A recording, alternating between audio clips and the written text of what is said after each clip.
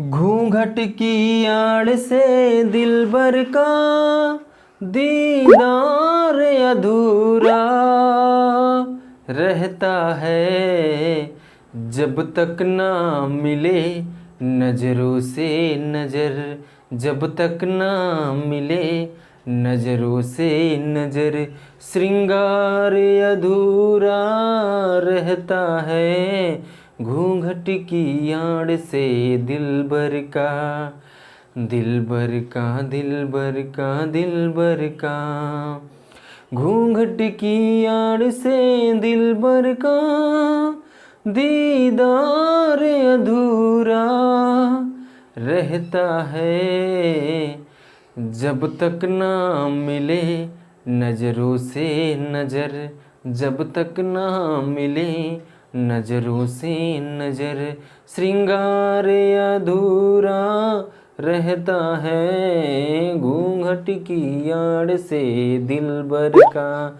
जय हिंद दोस्तों स्वागत है आप सभी का आपके अपने YouTube channel education your future में। तो दोस्तों इस वीडियो में मैं आपके लिए लेके आया हूँ चैप्टर 19 है आपका प्रिज्म द्वारा प्रकाश का अपवर्तन एवं वर्ण विक्षेपण। तो दोस्तों इस चैप्टर में आपको बहुत ज़्यादा कुछ नहीं पढ़ना है, जो मोस्ट इंपॉर्टेंट चीज़ें मैं वही सिर्फ इसमें पढ़ाऊंगा। देखिए लेंदी चीज़ें मैं नहीं पढ़ाता, नोट्स मोटा नहीं बनवाता। मेरा आदत है कि मैं वही चीज़ पढ़ाता हूँ जो आपके काम की चीज़ें हो और जो आपके एग्जाम से रिलेटेड हो। ठीक है, यहाँ नोट्स बनवा के आपको बर्डन फील कराना मेरा ये कर्तव्य नहीं है। ठीक है, आप मेरा कर्तव्य है कि आपका जो सिलेबस है अच्छे से कंप्लीट कराया जाए और आपका अच्छे से तैयारी कराया जाए, क्योंकि अभी आपके आगे जो है ऑब्जेक्टिव क्वेश्चन भी तैयार कराने हैं, क्योंकि ऑब्जेक्टिव क्वेश्चन जो है आपके एग्जाम में इस बार बहुत ज़्यादा पूछे जाने की संभावना है। अभी तक तो यही न्यूज आ रहा है, जैसा न्यूज आगे होगा वैसा मैं आपको बाद में बताऊंगा दोस्तों। और हाँ, आपसे एक हाथ जोड़कर रिक्वेस्ट है कि मैंने एक न्यू चैनल ओपन किया है जिसका नाम है धीरज के ब्लॉग्स, जिसका लिंक डिस्क्रिप्शन में दिया गया है। जाके फटाफट उस चैनल को सब्सक्राइब करके सपोर्ट और प्यार जरूर अपना दिखाइएगा। ठीक है दोस्तों, तो चलिए दोस्तों मैं स्टार्ट करने वाला हूं यहां से दोस्तों चैप्टर नंबर 19 को। तो दोस्तों आप पढ़ रहे हो प्रिज्म के बारे में, तो सबसे पहले चलिए हम प्रिज्म को ही समझ लेते हैं, क्योंकि इसमें जो भी पढ़ना है आपसे प्रिज्म से रिलेटेड पढ़ना है। यहां पर आपके एग्जाम में बहुत ज्यादा क्वेश्चन नहीं पूछता, 2-3 टॉपिकें ऐसी हैं मैं आपको वो बता देता हूं, वही आप तैयार कर लो, वही आपके एग्जाम में बहुत ज्यादा पूछा जाता है। पहला नंबर तो आपका एक न्यूमेरिकल यहां से पूछे जाने की संभावना रहता है। अगर लेंस से यानी जो सूक्ष्मदर्शी दूरदर्शी से रिलेटेड था, यहाँ पर निकट दृष्टि दोष और दूर दृष्टि दोष लेसन से नहीं पूछा जाएगा न्यूमेरिकल, तो इस चैप्टर से कंफर्म है न्यूमेरिकल पूछा जाएगा आपके एग्जाम में। ठीक है, और यहाँ से बहुविकल्पिक रूप में बहुत ज़्यादा ही क्वेश्चन बनता है, तो ध्यान दीजिएगा किस तरीके से आपको तैयार करना मैं बताता हूँ। सबसे पहले आप ध्यान दीजिए, पहला स्केच लिख लीजिए प्रिज्म, क्योंकि प्रिज्म के बारे में पढ़ रहे हो तो प्रिज्म को यहाँ पे समझो। प्रिज्म किसे कहते, ध्यान दीजिए, प्रिज्म किसी समांग पारदर्शी माध्यम की वह आकृति, प्रिज्म किसी समांग पारदर्शी माध्यम की वह आकृति जो किसी कोण पर दो समतल पृष्ठों से घिरा होता है, प्रिज्म कहलाता है। अब ध्यान से समझिएगा, जो प्रिज्म होता है दोस्तों वो दो समतल पृष्ठों से घिरा होता है। अब दो समतल पृष्ठों से घिरे होने का मतलब दोस्तों, जैसे मान लीजिए एक समतल पृष्ठ हो गया, दो समतल, अब वहां पे जहां से घिरा होगा तो वहां पे क्या बनेगा, कोण बनेगा। फिर मैंने यहां पर लाके फिर मिला दिया, देखिए दो समतल, अगर इस रेखा को और इस रेखा को देखा जाए तो दो समतल पृष्ठों से घिरकर फिर एक कोण बना। फिर यहां देखा इसको लेंगे तो यहां दो समतल पृष्ठों से घिरकर एक कोण बनेगा। तो इसी को हम क्या कहते हैं दोस्तों, प्रिज्म कहते हैं। तो प्रिज्म आप कुछ इस प्रकार से बना लीजिएगा, इसका नाम आप दे दीजिएगा क्या, प्रिज्म। ठीक है, ये आपका क्या हो जाएगा, प्रिज्म। देखिए बोला है किसी, जो प्रिज्म जो होता है किसी समांग पारदर्शी माध्यम की वह आकृति, किसी समांग यानी एक ही रहना चाहिए, जैसे ये समतल पृष्ठ है तो ये भी समतल पृष्ठ, ये भी समतल पृष्ठ होना चाहिए। ठीक है, उसके बाद वह आकृति जो किसी कोण पर दो समतल पृष्ठों से घिरा हो। मान लीजिए यहाँ पे कोण है, देखिए एक समतल पृष्ठ ये हो गया, एक समतल पृष्ठ ये हो गया। ठीक है, यहाँ पर कोण बन रहा है तो एक समतल पृष्ठ ये हो जाएगा, एक समतल पृष्ठ हो जाएगा। घिरा है नहीं घिरा है कोण, देखिए यह भी अगर सी कोण को लेंगे तो ये देखिए दो समतल पृष्ठों से घिरा है कि नहीं घिरा है, तो इसी को हम क्या कहते हैं दोस्तों, प्रिज्म कहते हैं। या आसान सी भाषा में कह सकते हैं दो समतल पृष्ठों से घिरे हुए कोण का या किसी एक स्थान पर हम उसे क्या कहते हैं, प्रिज्म कहते हैं। क्लियर हो गया, चलिए ये तो हो गया प्रिज्म का परिभाषा। अगला स्केच आपका होगा प्रिज्म द्वारा प्रकाश का अपवर्तन, refraction of light thought prism.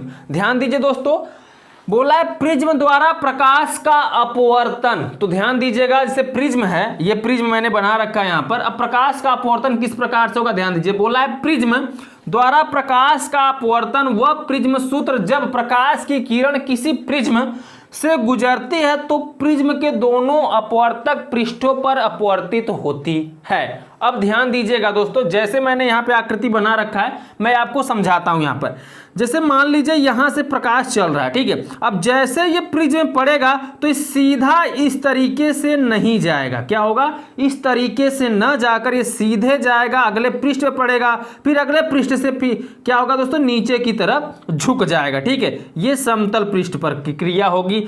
अब ध्यान दीजिएगा, तो यहां पर कुछ विचलन होगा। जब प्रकाश किरण पड़ेगा समतल पृष्ठ पर तो वहां से कुछ प्रकाश का भाग विचलित होंगे। जो विचलित होंगे या तो ऊपर, यहां मान लीजिए समतल पृष्ठ पर पड़ रहा है तो या तो ऊपर की तरफ जाएगा इस सीधे इधर लौटकर, या तो फिर ये नीचे की तरफ चला जाएगा। इसी प्रकार जब दूसरे पृष्ठ समतल पृष्ठ पर जाकर प्रकाश टकराएगा तो या तो नीचे की तरफ झुक जाएगा या उसी से ऊपर की तरफ थोड़ा उठ जाएगा।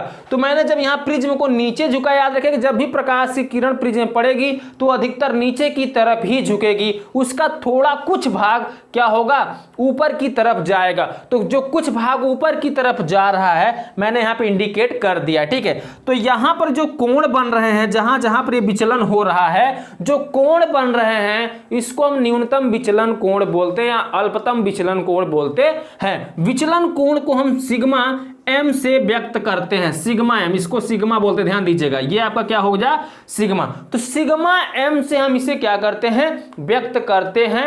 ये बस आपको समझना था, ये सब आपके एग्जाम में पूछा नहीं जाता, मैं अभी से क्लियर कर दूं। ये सब जो चीजें हैं आपके एग्जाम में पूछी नहीं जाएंगी। अगर आपसे पूछा जाएगा तो न्यूनतम विचलन कोण को किससे व्यक्त करते हैं, तो आप ध्यान दीजिएगा सिग्मा एम, क्योंकि बहुविकल्पी अगर क्वेश्चन इस बार आपके एग्जाम में बनेगा तो ध्यान दीजिएगा सिर्फ बहुविकल्पी घुमा फिरा के आपके एग्जाम में पूछा जाएगा। तो इस तरीके से आप तैयारी करते चलिए। अभी हम आपको लास्ट में सब दोस्तों चैप्टर कंप्लीट कराने के बाद सब बहुविकल्पी क्वेश्चन है, बहुविकल्पी, लघु उत्तरी, अति लघु उत्तरी, दीर्घ उत्तरी, सभी प्रश्नों को मैं तैयार कराऊंगा, ध्यान दीजिएगा, ठीक है दोस्तों। तो फटाफट आप यहां तक आप ले लीजिए स्क्रीनशॉट। चलिए हम चलते हैं अब नेक्स्ट क्वेश्चन की तरफ। तो दोस्तों यहां तक आप फटाफट ले लीजिए स्क्रीनशॉट। चलिए हम चलते हैं नेक्स्ट स्केच की तरफ, ठीक है।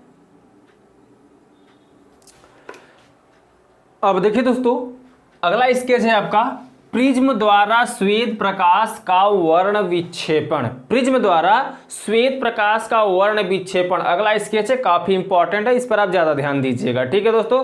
तो देखिए इसमें बोल क्या रखा, पहले हम वर्ण विक्षेपण को डिफिनेशन को समझेंगे। प्रिज्म द्वारा जो वर्ण विक्षेपण हो रहा है श्वेत प्रकाश का, उसके पहले आप डिफिनेशन को समझिए, उसके बाद हम इस कैसे विक्षेपण हो रहा है, क्या हो रहा है, पूरी विधिवत तरीके से यहाँ पर बताने वाला हूँ, ध्यान दीजिए। उसका डिफिनेशन है, श्वेत प्रकाश के प्रिज्म से गुजरने के पश्चात अपने अवयवी रंगों में विभक्त होने की घटना को प्रकाश का वर्ण विक्षेपण कहते हैं। जैसे जब कोई प्रिज्म, यानी ऐसे भी परिभाषा दे सकते हैं, किसी प्रिज्म पर जब कोई श्वेत प्रकाश पड़ता है तो उनके जो अवयव होते हैं, उनके प्रकाश के जो अवयव गुण होते हैं वो अनेक रंगों में विभक्त हो जाते हैं। यानी जो श्वेत प्रकाश का गुण होता है वो अनेक रंगों में विभक्त हो जाता है, अनेक रंगों में यानी 7 रंगों में विभक्त होता है। तो चलिए दोस्तों ध्यान दे लीजिए, ये आपका प्रिज्म है और यहां पर हम क्या डाल रहे हैं, इस पर श्वेत प्रकाश, ठीक है। प्रकाश का रंग ऐसे मानते हैं हम श्वेत ही होता है, क्योंकि रंगहीन होता है प्रकाश, लेकिन हम लेके चलते हैं क्या, श्वेत प्रकाश। जैसे मान लीजिए इस पर हम कोई टार्च बारते हैं, ठीक है। इस प्रिज्म पर हम टार्च जलाते हैं, टार्च जब जलाएंगे तो यहां से क्या होगी दोस्तों, ये टार्च मान लीजिए, ठीक है।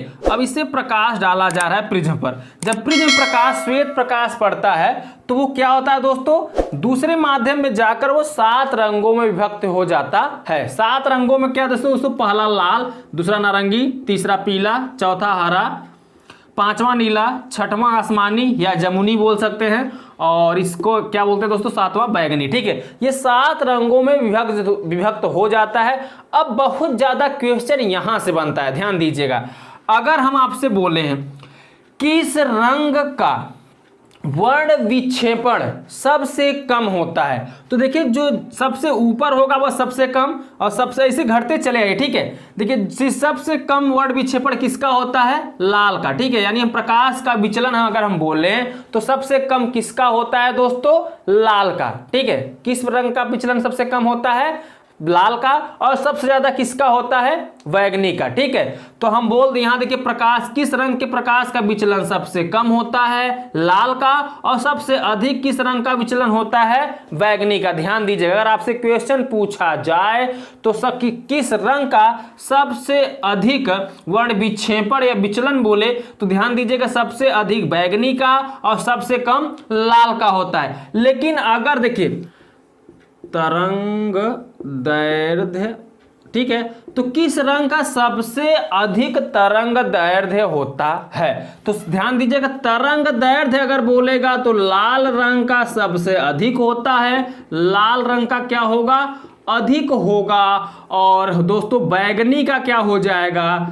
बैंगनी का कम हो जाएगा। अब ध्यान दीजिएगा दोस्तों, अगर प्रकीर्णन बोले आपसे किस रंग का प्रकीर्णन सबसे अधिक होता है वर्ण विक्षेपण में, प्रकीर्णन में ध्यान दीजिएगा सबसे कम लाल का और सबसे अधिक बैंगनी का होता है। और तरंग दैर्ध्य बोलेगा तो लाल का अधिक हो जाएगा, बैंगनी का कम हो जाएगा, उसी का उल्टा हो जाएगा। ध्यान दीजिएगा प्रकीर्णन बोलेगा तो सबसे अधिक बैंगनी, तरंग दैर्ध्य बोलेगा तो सबसे अधिक लाल होगा। किस रंग का प्रकीर्णन सबसे अधिक? तो प्रकीर्णन बैंगनी में। और तरंग दैर्ध्य अगर बोल देगा किस रंग का? तरंग दैर्ध्य सबसे अधिक होता है तो तरंग दैर्ध्य लाल का होता है, प्रकीर्णन क्या होता है? बैंगनी का। अगर आपसे बोल दे सबसे कम किस रंग का प्रकीर्णन होता है तो सबसे कम लाल रंग का प्रकीर्णन होता है। अगर आपसे बोल दे सबसे कम किस रंग का तरंग दैर्ध्य होता है तो बैंगनी का होता है। उम्मीद है कि आप बहुत अच्छे से यहां तक समझ चुके हो। अब रही बात ये समझने की कि ये रंगों को हम कैसे याद रखें, तो ध्यान दीजिए एक ट्रिक मैं बताता हूं। ट्रिक का नाम है बैनी आह पिनाला, ठीक है, लिख लीजिएगा इसको। बैनी बैनी बैनी आह पिनाला, ये ट्रिक है, ठीक है। बैनी आह पिनाला, बैनी आह पिनाला, ये दोस्तों मैं आपको एक ट्रिक दे रहा हूं। इस ट्रिक के माध्यम से आप सातों रंगों को याद कर सकते हो। अगर आपसे पूछ गया सातों रंग कौन कौन से हैं तो ध्यान दीजिए पहला जो होता है, जब श्वेत प्रकाश हम किसी प्रिज्म पर डालते हैं तो 7 रंगों में विभक्त होता है। 7 रंग कौन कौन से होते हैं? बै का मतलब बैगनी, नी का मतलब नीला, आ का मतलब आसमानी, ह का मतलब हरा, पी का मतलब पीला, ना का मतलब नारंगी, ला का मतलब लाल, ठीक है। तो इस ट्रिक को आप लिख लीजिए बैनी आह पिनाला। जब श्वेत प्रकाश को किसी प्रिज्म पर डाला जाता है तो 7 रंगों में विभक्त होता है। 7 रंग कौन कौन से होते हैं इस ट्रिक के माध्यम से आप याद कर सकते हो। बैनी आह पिनाला, ठीक है, बैनी आह पिनाला। तो ये आपका ट्रिक हो गया दोस्तों, इसको फटाफट आप लिख लीजिए, नहीं तो स्क्रीनशॉट लेना चाहते हैं तो आप स्क्रीनशॉट इसका ले लीजिए। चलिए दोस्तों अब चलते हैं हम नेक्स्ट स्केच की तरफ। अब देखिए दोस्तों अगला स्केच है प्रकाश के वर्ण विक्षेपण का प्राकृतिक उदाहरण। अभी आपने इसके पहले क्या पढ़ा? अभी आपने इसके पहले स्केच पढ़ा कि प्रिज्म द्वारा श्वेत प्रकाश का वर्ण विक्षेपण, प्रिज्म द्वारा। अब ध्यान दीजिए दोस्तों इसका प्राकृतिक उदाहरण, प्रिज्म जो है मैंने मान लीजिए एक सपोज दैट कर लीजिए कि वह कृत्रिम उदाहरण था, एक मानव निर्मित उदाहरण था। अब आप प्राकृतिक उदाहरण पढ़ेंगे तो प्राकृतिक उदाहरण अगर हमें पढ़ना होगा, मान लीजिए क्या श्वेत प्रकाश का, अगर श्वेत प्रकाश का वर्ण विक्षेपण, श्वेत प्रकाश का वर्ण विक्षेपण देखा जाए तो एक प्राकृतिक उसका उदाहरण भी है जो 7 रंगों में विभक्त होता है। तो प्राकृतिक उदाहरण है क्या? इंद्रधनुष का बनना। मुझे कमेंट करके बताइएगा कि कितने लोगों ने इंद्रधनुष देखा है आकाश में बनते हुए, मुझे कमेंट में जरूर बताइएगा, ठीक है दोस्तों। तो चलिए दोस्तों ध्यान दीजिए इंद्रधनुष का बनना। इंद्रधनुष कैसे बनता है ये भी ध्यान दे लीजिए। देखिए जब वर्षा होती है या वर्षा होने के बाद जब थोड़ा सा धूप निकलता है तो देखो दोस्तों जब वर्षा हुई रहती है तो वायुमंडल में जो थोड़ा बूंदें मौजूद रहती हैं उसका, ठीक है, अंश मौजूद होता है। तो वायुमंडल में जब वो जलवायु में रहता है, मौजूद रहता है, छोटे छोटे बूंदे देखेंगे मौजूद रहता है, ठीक है, वो एयर में उड़ता रहता है तो वहां से क्या होता है, प्रकाश का रिफ्लेक्शन होता है, ठीक है, अपवर्तन रिफ्रैक्शन होता है। प्रकाश का जब रिफ्रैक्शन होता है तो वो एक संरचना तैयार करता है, वायुमंडल में एक संरचना बनती है, वो भी किसी बादल पर, ठीक है। तो वायुमंडल में जो संरचना बनती है वहां पे, उसे हम इंद्रधनुष बोलते हैं। इंद्रधनुष 7 रंगों से मिलकर बना होता है। वो 7 रंग कौन कौन से होते हैं, अभी आपने पढ़ा इसके पहले, ठीक है। बैगनी, आह, पिनाला, तो मैंने आपको ट्रिक के माध्यम से बता दिया था। बैगनी, आह, पिनाला, बैगनी, नीला, आसमानी, हरा, पीला, नारंगी, लाल, ठीक है। तो बैगनी, आह, पिनाला के माध्यम, देखिए ये आप इसका अगर डिफिनीशन लिखना चाहते हो लिख लीजिए।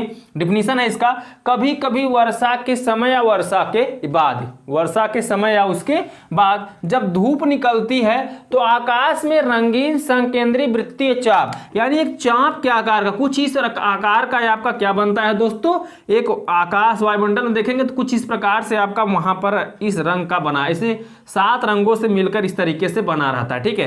तो अब मैं समझाने के लिए सपोज दैट यहाँ पे ऐसे बता दे रहा हूं, तो ऐसे मान लीजिए 7 रंगों से कुछ इस प्रकार की संरचना बनी होती है, थोड़ा ऐसे झुका हुआ चाप के आकार का, ठीक है। तो वो रंगीन संकेंद्रीय चाप सूर्य के विपरीत ओर दिखाई पड़ते हैं। यह रंगीन संरचना इंद्रधनुष कहलाता है। मतलब एक में क्या रहेगा, लाल, नीला, हरा, बैगनी, पीला, इस तरीके 7 रंगों से वो क्या होगा, मिलकर बना रहता है आपका इंद्रधनुष, ठीक है।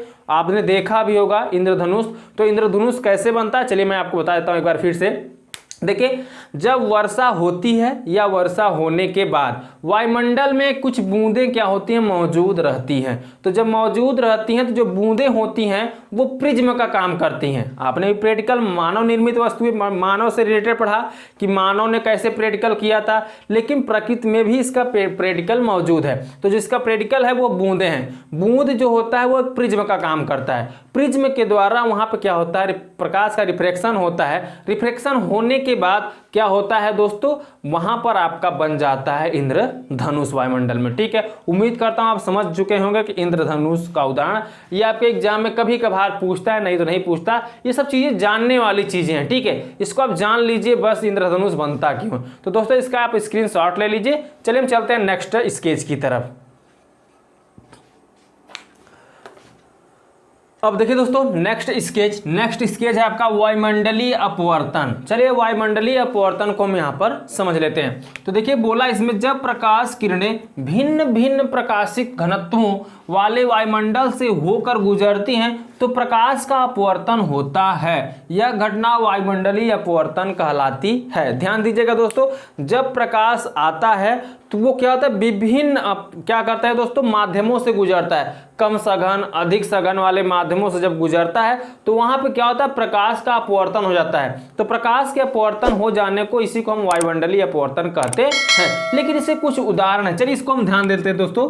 वायुमंडलीय अपवर्तन पर आधारित कुछ घटनाएं या कुछ उदाहरण आप समझ लीजिए। जैसे तारों का टिमटिमाना। तारा क्यों टिमटिमाता है, अगर आपसे पूछ लिया जाए कि तारा क्यों टिमटिमाता है, तो चलिए दोस्तों मैं इसका रीजन बता देता हूं। देखिए तारों में भी प्रकाश होता है, ये प्रकाश देती हैं। जैसे इसका प्रकाश आता है, बहुत ऊंचाई से आता है, तो प्रकाश जब आता है तो दोस्तों बहुत ऊंचाई पे, देखिए इधर कम सघन माध्यम होता है। जैसे ही पृथ्वी की तरफ इसका प्रकाश नीचे आता चला आता है, तो इसका जब प्रकाश पृथ्वी की तरफ आता है तो जितना ही नीचे आता है वहां पे उतना सघन माध्यम मिलता चला आता है। तो सघन माध्यम की वजह से फिर प्रकाश का क्या हो जाता है, अपवर्तन हो जाता है। जब प्रकाश का अपवर्तन हो जाता है तो वो क्या होता है दोस्तों, हमें वो टिम करता दिखाई देता है। तो टिम इसी की वजह से होता है दोस्तों, क्योंकि प्रकाश जब उसका आता है तारे का प्रकाश आने की वजह से यहाँ पर क्या सघन माध्यम होता है। प्रकाश, ये जो तारा होता है बहुत ऊंचाई पे होता है, तो इसका प्रकाश आते आते जब सघन माध्यम में आता है, वायुमंडलीय पृथ्वी से थोड़ा कुछ ऊपर आता है, तो क्या होता है दोस्तों, फिर इस प्रकाश का अपवर्तन, रिफ्रैक्शन हो जाता है। रिफ्रैक्शन होने की वजह से ये तारा क्या होता है दोस्तों, टिमटिमाता हुआ प्रतीत होता है। एक उदाहरण मैं आपको और समझाता हूं, चलिए ध्यान दीजिए। कभी आप रोड पर चलो, रोड पर जाते हो तो बगल में दोस्तों आप देखोगे एक लाइट लगी होती है। लाइट लगा मतलब बगल में रेड संकेत, येलो संकेत लगा रहता है बगल में, इसलिए लगा रहता है ताकि आप रोड के बाहर ना चले जाओगे, ठीक है। वो अगर उस पर जैसे ही लाइट पड़ती है वो टिमटिमाना स्टार्ट कर देता है, टिमटिमाता रहता है। तो इसका रीजन है, क्यों उसका रीजन है दोस्तों, वो तो प्रकाश बहुत ज़्यादा देता नहीं है, उस पर क्या होता है, प्रकाश पड़ रहा है। प्रकाश पड़ने के बाद उसका क्या हो जा रहा है, अपवर्तन हो जा रहा है। अपवर्तन होने की वजह से वो टिमटिमाने लगता है। ठीक है, दूसरा अब दोस्तों इसका उदाहरण ध्यान दीजिए, बोला है ग्रहों का न टिमटिमाना, ग्रह नहीं टिमटिमाते। क्यों नहीं टिमटिमाते? देखिए दोस्तों, ग्रह भी टिमटिमाते हैं, इसमें भी प्रकाश होता है, लेकिन हम देख नहीं पाते। क्यों नहीं देख पाते?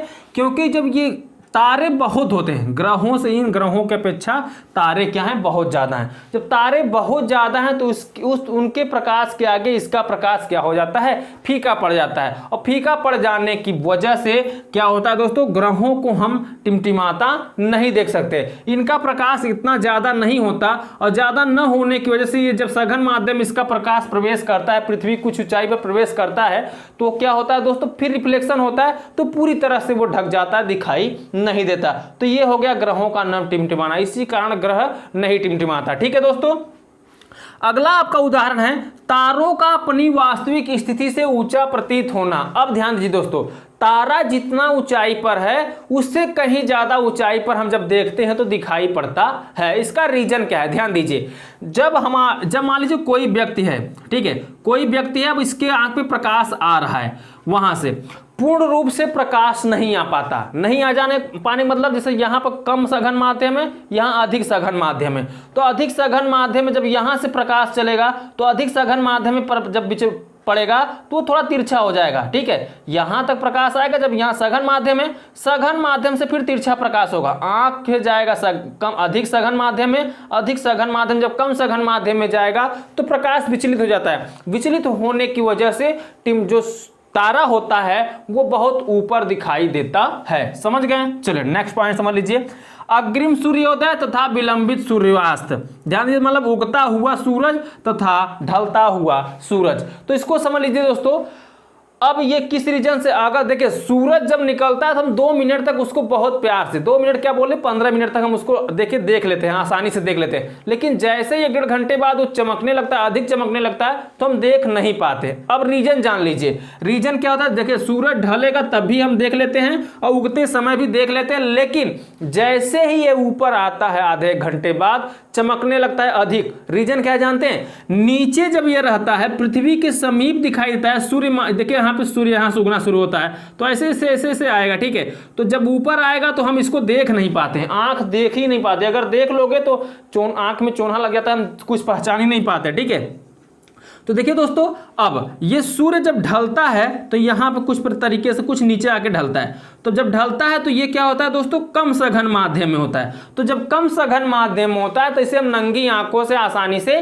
देख लेते हैं, लेकिन जैसे ये अधिक सघन माध्यम में प्रवेश करता है सूर्य तो हम इसको देख नहीं पाते। तो ये इसी के कारण दोस्तों ये क्या कह सकते हैं, अग्रिम सूर्योदय तथा विलंबित सूर्योदय, क्योंकि इसका जब कम सघन माध्यम में रहता है तो प्रकाश इसका अपवर्तन कम होता है, लेकिन जब अधिक सघन माध्यम में जाएगा तो यहाँ पर देखिए सघन बहुत अधिक सघन है, तो ये लौट के इसका प्रकाश क्या होता है, फिर उसी पर जाता है, तो इसलिए क्या होता है, चमक ज्यादा उत्पन्न करता है, तो इसलिए हम वहां पर देख नहीं पाते। उम्मीद करता हूं आप बहुत अच्छे से समझ चुके हो दोस्तों। तो चलिए चलते हैं हम नेक्स्ट स्केच की तरफ। स्क्रीनशॉट लेना चाहते हैं तो आप स्क्रीनशॉट ले सकते हैं। अब देखिए दोस्तों, प्रकाश का प्रकीर्णन, नेक्स्ट स्केच है आपका प्रकाश का प्रकीर्णन। देखिए, जब प्रकाश किसी ऐसे माध्यम से गुजरता है जिसमें धूल, वायु आदि के अति सूक्ष्म कण उपस्थित हो तो उन कणों द्वारा प्रकाश का कुछ भाग सभी दिशाओं में फैल जाता है। इन घटनाओं को प्रकाश का प्रकीर्णन कहते हैं। ध्यान दीजिएगा दोस्तों, क्या बोल रहा है, प्रकाश का प्रकीर्णन किसे कहते हैं, जब प्रकाश किसी ऐसे माध्यम से गुजरता है जिसमें धूल, वायु आदि के अति सूक्ष्म कण उपस्थित हो तो उन कणों द्वारा प्रकाश का कुछ भाग सभी दिशाओं में फैल जाता है। इन घटनाओं को प्रकाश का प्रकीर्णन कहते हैं। तो प्रकीर्णन बराबर का प्रकाश का प्रकीर्णन बराबर फार्मूला देखा जाए तो अनुक्रमानुपाती 1 या व्युत्क्रमानुपाती बोल सकते हैं। प्रकाश का प्रकीर्णन व्युत्क्रमानुपाती λ/4 है। लेमडा जो होता है तरंग दैर्ध्य होता है। ठीक है, लेमडा के घाते कितना है, यहाँ पे 4 है। ठीक है, तो ये लेमडा जो है तरंग दैर्ध्य है। लेमडा को हम क्या बोलते हैं, तरंग दैर्ध्य। ठीक है, ये लेमडा जो है आपका तरंग दैर्ध्य है। तो तरंग दैर्ध्य का ये प्रकीर्णन जो होता है कितना होता है, λ/4 के व्युत्क्रमानुपाती होता है। ठीक है, ये फार्मूला है, अब इससे रिलेटेड क्वेश्चन आपका कराया जाएगा। ये आपका डिफिनीशन है, सिंपल सा डिफिनीशन मैंने लिखा है दोस्तों। अब प्रकाश के प्रकीर्णन पर आधारित कुछ घटनाएं हैं, घटनाओं को समझ लीजिए दोस्तों। ये सब एग्जाम में पूछा नहीं आता, अगर पूछेगा तो ये पूछा जा सकता है कि स्वच्छ आकाश का रंग नीला क्यों होता है। तो चलिए मैं बता देता हूं दोस्तों। पहला आप समझ लीजिए इसका उदाहरण प्रकाश के प्रकीर्णन का टिंडल प्रभाव। देखिए टिंडल प्रभाव में क्या होता है, जब प्रकाश की किरणें किसी विषमांगी मिश्रण से किसी दोस्तों कोलाइडी विलयन में प्रवेश करती हैं तो इसी क्रिया को हम क्या कहते हैं, टिंडल प्रभाव कहते हैं। एक बार उदाहरण समझ लीजिए, जैसे मान लीजिए कोई कमरा है, कोई रूम है, ठीक है, और रूम पूरा धुएं से भरा हुआ है। अब उसमें मान लीजिए कहीं से थोड़ा सा छिद्र है, वहां पर प्रकाश आ रहा है, प्रकाश आ रहा है उस धुएं में, कमरे में, ठीक है, तो उसी को हम क्या कहते हैं, टिंडल प्रभाव कहते हैं। इस क्रिया को हम क्या कह सकते हैं, टिंडल का प्रभाव कह सकते हैं। दूसरा दोस्तों समझ लीजिए उदाहरण, स्वच्छ आकाश का रंग नीला क्यों होता है। चलिए इसको भी मैं आपको बहुत विधिवत तरीके से समझा देता हूं। देखिए स्वच्छ आकाश का रंग नीला इसलिए होता है क्योंकि आकाश में, वायुमंडल में बहुत सूक्ष्म छोटे छोटे कण होते हैं, धूल और वायु होते हैं।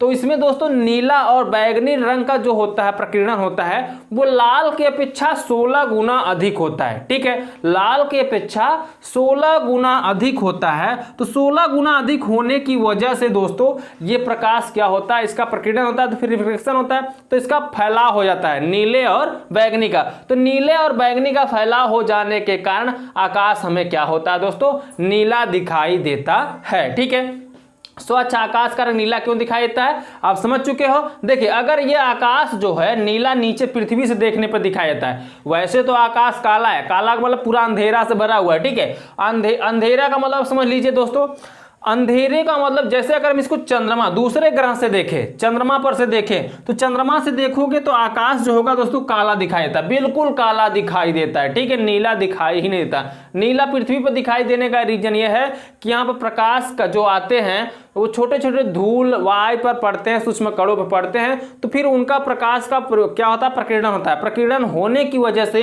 यह नीला दिखाई देने लगता है आकाश। ठीक है, तीसरा पॉइंट है दोस्तों, खतरे के संकेत का लाल होना। खतरे के संकेत के लिए हम लाल रंग का ही प्रयोग क्यों करते हैं, अब इसको आप जान लीजिए। देखिए खतरे के लिए, देखिए प्रकाश का प्रकीर्णन जब होता है लाल में सबसे कम होता है, प्रकाश का प्रकीर्णन लाल में सबसे कम होता है और लाल में तरंग दैर्ध्य सबसे अधिक होता है। तो इसलिए हम लाल रंग का प्रयोग करते हैं, जिससे क्या होता है, प्रकीर्णन इसमें क्या होगा दोस्तों, लाल में कम रहेगा। तो प्रकीर्णन मतलब फैलाव। ठीक है, फैलाव जब कम रहेगा तो इंसान की आंखों पर यह पड़ेगा नहीं, और पड़ेगा नहीं तो उनको धुंधला नहीं। अभी मान लीजिए बैगनी, अगर किसी के आंख पर बैगनी रंग का टार्च जला दिया जाए तो कुछ देर तक उन्हें कुछ दिखाई ही नहीं देता। इसलिए दोस्तों अगर बैगनी रंग का प्रयोग नहीं किया जाता, लाल रंग का प्रयोग किया जाता है खतरे के संकेत के लिए। इसलिए क्योंकि लाल रंग क्या होता है दोस्तों, इसका प्रकीर्णन सबसे कम होता है। जब प्रकीर्णन इसका सबसे कम होगा तो उनकी आंखों पर कोई प्रभाव नहीं पड़ेगा, वो सीधे दूर से ही देख सकते हैं। दूर से देख लेने का मतलब इसका तरंग दैर्ध्य बहुत ज्यादा होता है। तरंग दैर्ध्य ज्यादा होने की वजह से इसको हम बहुत दूर से ही पता कर लेते हैं कि यहां पे कोई लाल संकेत दिखाई दे रहा है। ठीक है दोस्तों, इसलिए हम खतरे के लिए लाल संकेत का प्रयोग करते हैं। तो दोस्तों ये चैप्टर हो गया आपका समाप्त। कैसा लगा है वीडियो, बचा हुआ जो न्यूमेरिकल है वो आपका अगले वीडियो में करा दिया जाएगा। ठीक है दोस्तों, तो वीडियो आपको पसंद आया हो तो वीडियो को लाइक कर दीजिएगा। चैनल पर आप नए हो चैनल को सब्सक्राइब करके इस चैनल से जुड़ जाएं, क्योंकि इस चैनल पर कोर्स आपका कंप्लीट कराने के बाद आपके एग्जाम की इस पर विधिवत तरीके से तैयारी कराई जाएगी, मोस्ट इंपॉर्टेंट क्वेश्चनों का और बहुविकल्पी से लेकर सभी प्रकार के प्रश्नों का इस चैनल पर तैयारी कराया जाता है। नहीं तो आप बोर्ड एग्जाम 2021 पर जो इस चैनल से पढ़े हैं उनसे आप पूछ सकते हो। ठीक है दोस्तों, तो दोस्तों उम्मीद करता हूं आपको वीडियो बहुत पसंद आया होगा। और मैंने एक न्यू चैनल ओपन कर रखा है जिसका नाम है धीरज के ब्लॉग्स। ठीक है दोस्तों, उस पर मेरे दैनिक जीवन से रिलेटेड वीडियो मिलेगा आपको, और कोई भी परेशानी इस चैनल से रिलेटेड उस पर होता है तो उस पर ही बताया जाएगा। इसलिए फटाफट उस चैनल पर जाइए, उस चैनल को सब्सक्राइब कर लीजिए, नहीं तो आप कहीं इधर उधर भटकते रह जाएंगे। ठीक है, तो दोस्तों चैनल को उसको सब्सक्राइब करने का बेल आइकन को भी प्रेस कर दीजिएगा, जो भी वीडियो अपलोड इस पर किया गया देखना जरूर। ठीक है, तो चलिए हम आपसे मिलते हैं अगले वीडियो में, तब तक के लिए बाय बाय, जय हिंद, जय भारत।